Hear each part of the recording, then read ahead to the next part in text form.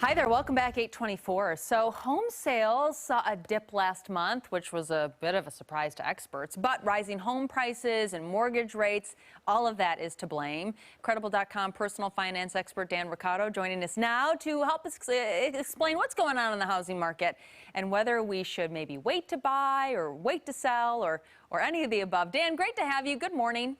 Hello, Liz. Good morning to you. So, we did see mortgage rates fall during the summer, so they're going back up now. What is going on?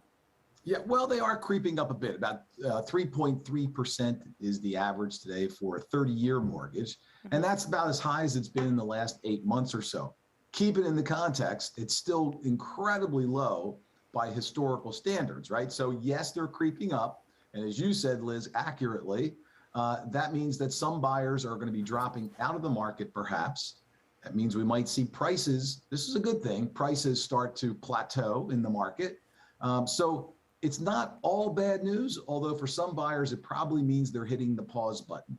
Okay, because that was actually my next question. I mean, when you say that prices could plateau, that seems unfathomable in this crazy market that is the Pacific Northwest, where prices are just sky high, it seems like all the time.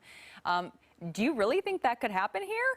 I do. So especially in Seattle, where we have prices that have increased greater than the national average, I suspect what we're going to see is a much more, let's call it normalized market, where instead of these stratospheric monthly price increases, we sort of bump along for a while. We might cap out, maybe we go up a little bit from here.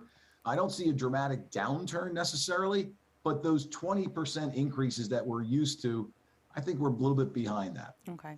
Okay, so we recently talked about refinancing, and actually I have to say, when we talked about it last, I refinanced, and I'm so glad I did. Yes, all right, but I mean, is it too late to do that if you haven't done that yet?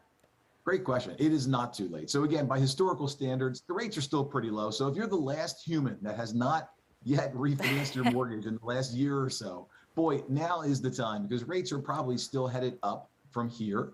So now's the time to grab that low rate that we still have, get it, lock it in. You'll save a couple $100 a month on the average mortgage.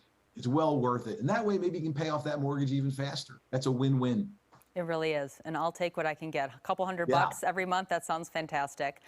Dan Ricardo, as always, thank you so much for joining us. We appreciate it. Thanks, Liz. Happy Halloween. Happy Halloween. Yes. All right.